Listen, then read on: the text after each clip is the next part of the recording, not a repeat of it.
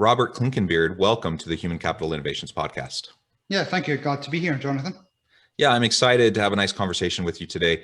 I love the opportunity I have to meet with and interview so many interesting and fascinating people. And you really have an interesting and unique background.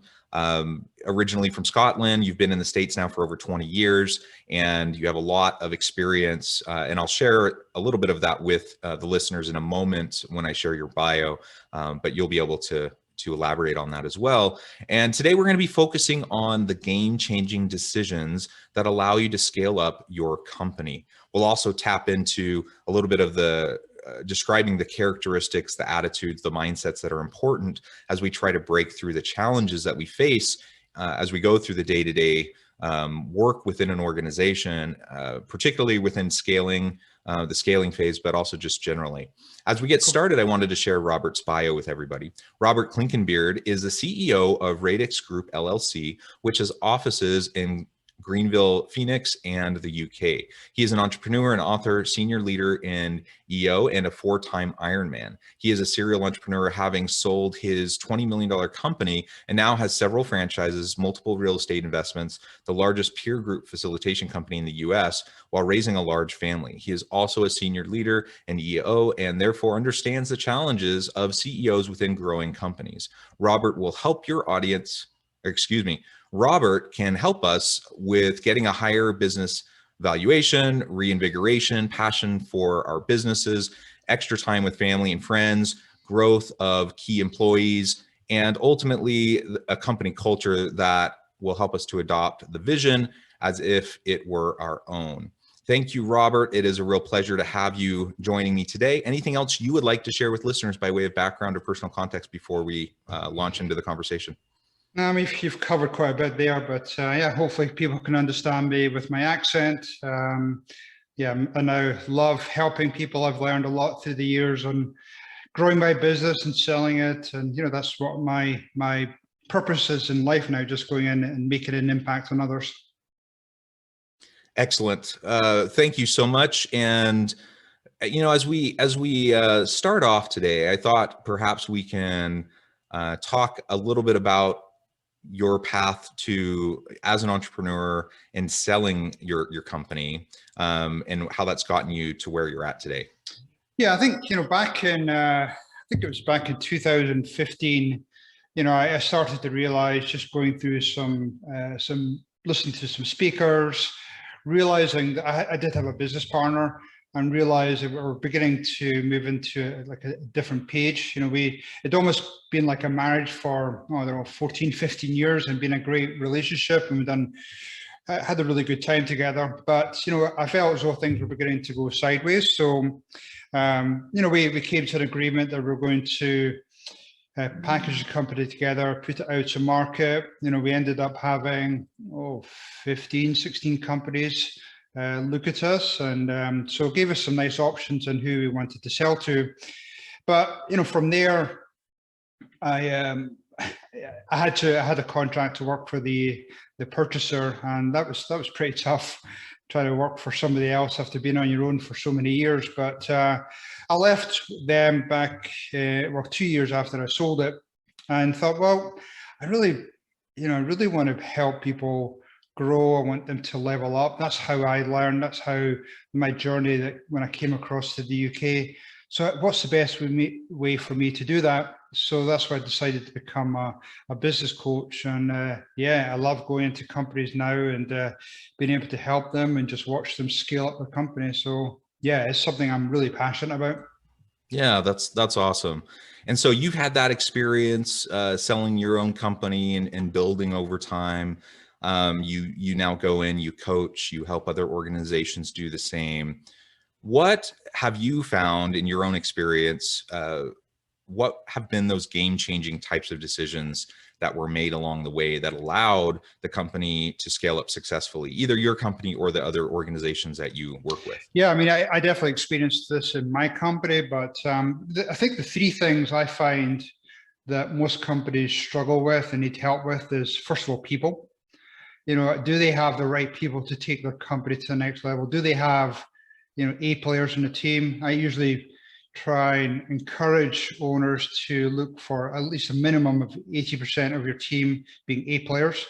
So again, back in my company, we struggled for years, staying at that same level. But it was only once we've brought on 3 or 4 really good people into our team and then coached them into almost like that leadership role that it just helped drive our company to the next level. And then the second thing with that is making sure that they have the right roadmap. And what I mean by roadmap is almost like a strategic plan. Where's the company going?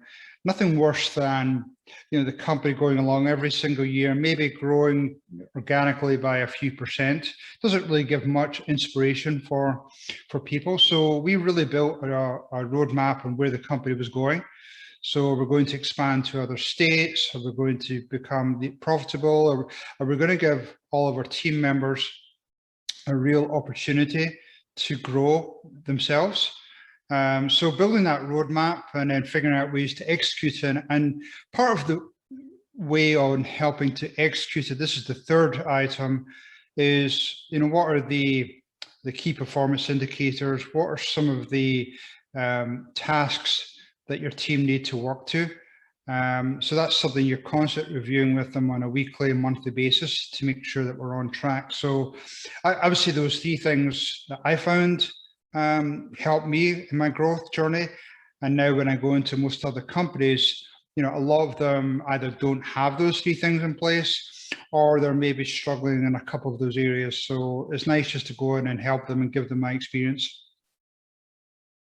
Yeah, I think those are really important facets that you mentioned. And anyone who listens to this podcast on a regular basis, we talk about people-centric organizations, and we talk about the people orientation within business, and having great talent and how to accomplish that and how to foster that, how to foster a healthy culture. That's one of the key things we talk about all the time with guests, because it's so incredibly vital. And I think oftentimes it's one of those easily overlooked things, because you have your founding team. So especially when you're talking about a small new entrepreneurial group, you have the founding team.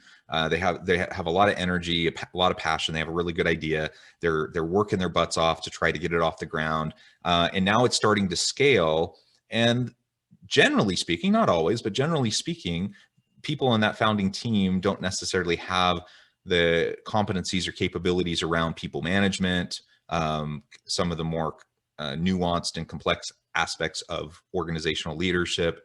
And so the culture elements, the people elements often get not necessarily ignored, but certainly not the level of attention that you and I would, suggest to anybody that they need to give to that, because ultimately it's the people within the organization that are going to help it to thrive and to expand. The people who are on the front lines with the customers, who are going to create that customer experience and drive customer and brand loyalty.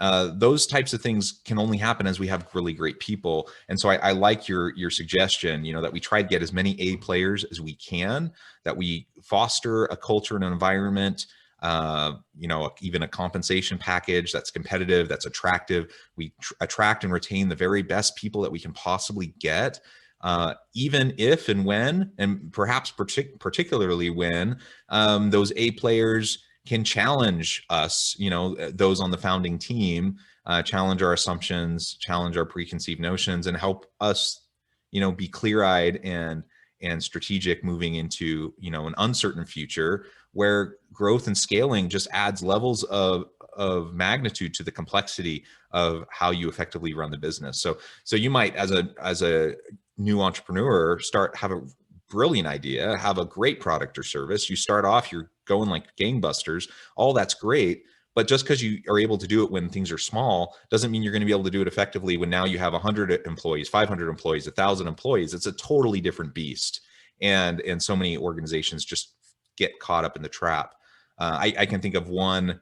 We're kind of an innovation and tech corridor here along the Wasatch Front in Utah, one of several across the country. And there was a tech company here in Utah that started, I don't know, it probably launched 5 years ago or so, and just had exponential growth. Went from, the founding team to 20 to 50 to 100 to 500 to 1,000 to 2,000 And it just seemed like they're a unicorn, just continuing steady growth, incredible growth. And then about a year ago, this was actually pre-COVID, a little over a year ago, they announced they were laying off 50% of their employees. And you look at that and you say, well, how does that happen? How do you have this kind of growth trajectory and then all of a sudden you're laying off 50% of your employees? And I happen to know several of the executives that work in that organization, and I know exactly why that happened. It's because, and you're nodding your head, like it's not a mystery when that kind of thing happens, because we don't have a clear roadmap, we don't have clear KPIs, we don't have a clear people-centric orientation that allows us to leverage the capacity of those people, and eventually it catches up with you, even if you have an amazing company, an amazing product and service. No, I agree 100%. I see that, happen so many times. And yeah, I think, culture is part of it, people's part of it. And, ideally, it would be nice for the founding team to continue in that journey right the way through to some type of exit. But, including many of the owners, a lot of the owners and key founders don't necessarily have that skill set in being able to grow that company. They've maybe, as you said, come up with a great idea, but they've never been trained. They've never, they didn't go to school to, scale their company. So I think it's important, you could either go two directions, as you either bring on people who have that experience, or you develop your team to be able to handle that type of growth. And that's where you start doing some leadership development. That's where you start bringing in some coaches and some mentors to help them get to the next level. But a lot of the people, I think, just because they're still working so much in the business, in the weeds, that they don't necessarily look up and figure out, what do I need to do to take the company to the next level? Because, many companies, they reach different plateaus as they go through those stages of growth. And it's usually something that's missing there, whether it be people, whether it be software, or some other key component that needs to take their company to the next level. So yeah, I think that's partly why I enjoy coming in and being that coach, because I can usually look at it from a different angle, different perspective, and then say, just nudge them and say, hey, this is what I'm seeing. You need to work on these 2 or 3 areas, and just somewhat hold them accountable.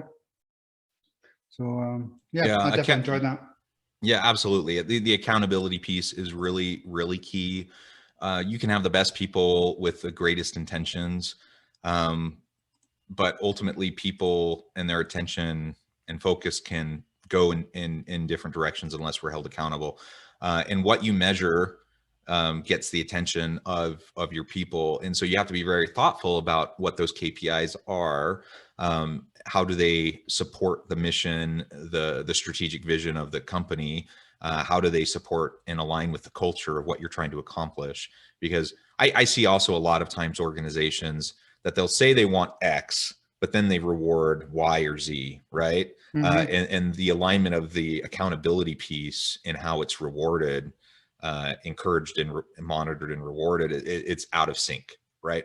And so we need to make sure that all of that's in alignment, and then just hold people accountable, have regular, conversations, performance conversations. It doesn't need to be a formal annual review.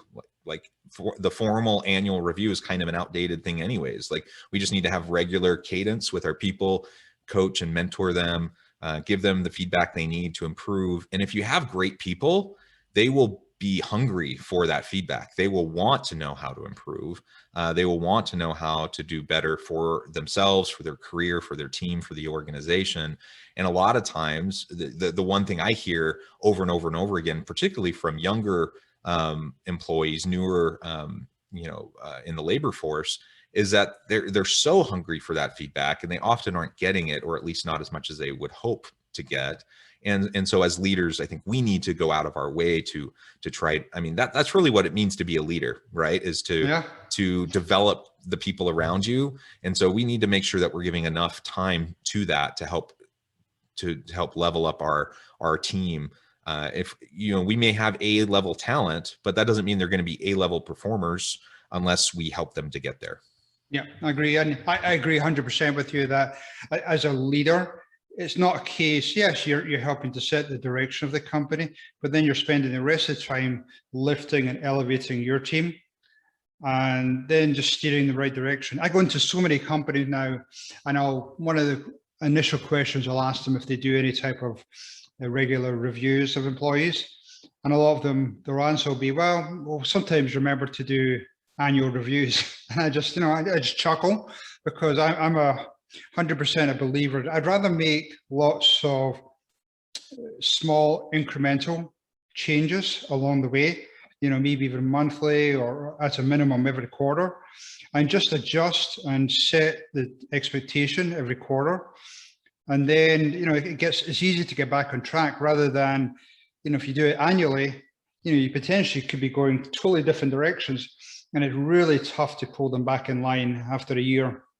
So why not make small incremental changes and, give them that feedback? And I think that's what a lot of, especially younger entrepreneurs and key workers, that's what they need. They need that feedback. Yeah, absolutely. So let's shift gears just a little bit. I think everything we're talking about then leads into and contributes to the next piece of what I wanted to discuss. But what are some of the ways that we need to frame the challenges that we face in the organization? So we're going to have setbacks. We're going to have challenges. Everyone has them. We have them in our personal lives. We have them at work. But there are those that seem to be able to roll with the punches, and there are those that seem to struggle more. So what are the types of characteristics, the attitude, the mindset that's essential as we're dealing with those challenges, and particularly within the scaling context of organizations, because there's just so many unique challenges there? Yeah, I mean, I think, again, that comes from leadership. Every day, as you say, there's some type of challenge that's happening in the business, whether it be a lack of cash flow, whether it be some type of legal issues, maybe it's lack of employees. So there's always those challenges, and really employees really look up at leadership and let them almost like give them direction of how to handle it. If you've got an owner who's freaking out every day and really struggling and going through those highs and lows and really showing it to the team, then I suspect their team are going to react the same way. Whereas, if we go in and just say, hey, here's our roadmap, this is where we're going in 1, 3, 5 years, and say, hey, it's not going to be an easy ride. Owning a business is never easy. So these are some of the challenges that we're going to come along the way. So let's constantly talk about them. Let's figure out a way around them. Let's figure out how we can get through these challenges, because that's really takes you for what's from good to great, is working through those challenges and coming up, you're really leaning on your team to come up with ideas and empower them to think through and come up with some of those solutions. So same with my business. Every day we had either some unhappy clients. We had, I remember a spell when, we had the landscape companies. We had 5 of our trucks that got totaled over a period of 2 months. I mean, that's just brutal in terms of morale. But again, we just went through what we needed to do to investigate. We tightened up all of our safety. We brought in cameras into our trucks, just trying to figure out, well, how can we get through this? How can we again push forward and deal with other work? So yeah, it comes from leadership. There's always going to be challenges. It's just how you react to it and come up with ways and being positive and figuring out solutions. Yeah, having a solutions orientation, I think, is a really key thing. Anyone can complain about the challenges they face. We all have them. And so it's a really easy thing to get sucked into the kind of the cynical, negative, downward spiral of thought, the thought cycle, and just feel like, we just have it the worst. Like, things are the worst for us. And, I'm dealing with all these external things that are out of my control. And why do all these bad things happen to me? Like, it's just so easy to start to slip into that kind of a mindset. And it may be true. All of that may be true, but ultimately it doesn't really matter whether it's true or not. What matters is how you're going to respond to it. And you either cave to the pressure and to the challenges that you face, or you rise to the occasion. And when you have those challenges, having a solution orientation can really help you get past it, because then you see every challenge as an opportunity. You say, okay, this didn't work out for us. What can we learn from this? How can we do it better next time? How can we, this customer interaction was really negative. These people really aren't happy. We lost this important customer. What's that going to teach us about how we deal with our relationships with our other customers? And you just change everything into a learning opportunity. You shift the mindset towards a growth opportunity, and you always approach the challenges you face with a mind towards solutions, so that we're not just complaining. That doesn't mean we need to put our head in the sand and pretend like everything's fine, but we acknowledge where the shortcomings are. We acknowledge where the challenges are, and then we brainstorm ideas like, how can we approach this? And that actually becomes a really empowering, fulfilling thing for people to feel like they have I think especially for line level employees, if you as the manager go to them and say, hey, we're dealing with this problem, this challenge, what would you do to fix this? And like, listen to them and hear what they have to say.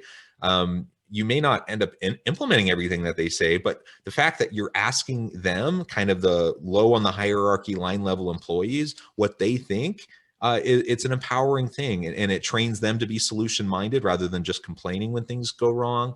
And as a leader, we lead by example. And so our solution minded orientation can then trickle down to other people, so that people aren't just coming to us with problems all the time, but they're coming to us with a challenge that they're facing with a possible solution. Yeah, I agree 100%. And I think, when you talk about line workers, I mean, they're the ones who are the hard workers. They're the ones that are doing those jobs every single day. So a lot of them maybe have ideas on how to overcome problems, come up with solutions, or maybe become more efficient, but many of them don't have the opportunity for a voice seat at the table.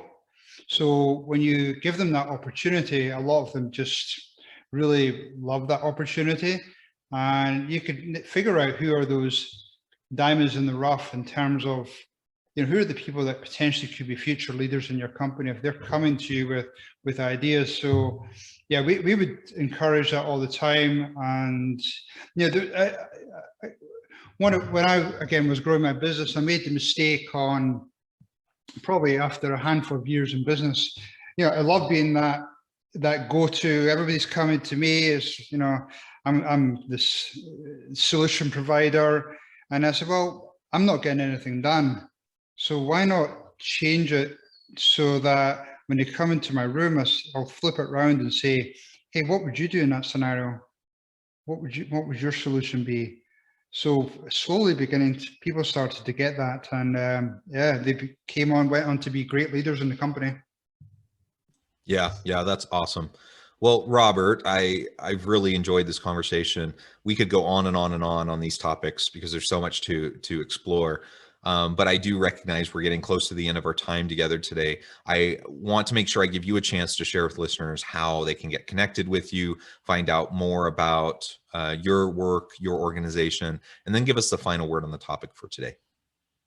Yeah, no problem. People can get hold of me through the website, the Radix Group, LLC.com. So it's RADIX. They can get hold of me through my LinkedIn profile, Robert Clinkenbeard. I have got a book. I've got a great book around roadmaps and mindset. It's called the Ironman Mindset for Entrepreneurs. So people can get that through Amazon and through my website. But I think that there's a real opportunity here for business to take their company to the next level. Just allow people around you. Look for mentors, look for coaches, look for other business people, because there's so many people out there who are willing to share their experiences. It's just a case of, remember, you're not on an island. Most other companies are going through similar challenges. It's just a case of who are the people around me in my network that can help me. So, yeah. Perfect. Well, Robert, thank you so much. It has been a real pleasure. I encourage listeners to reach out, get connected with Robert, find out more about what he and his company can do for you. Check out his podcast, check out the book. So many great resources. And as always, I hope everyone can stay healthy and safe, that you can find meaning and purpose at work each and every day.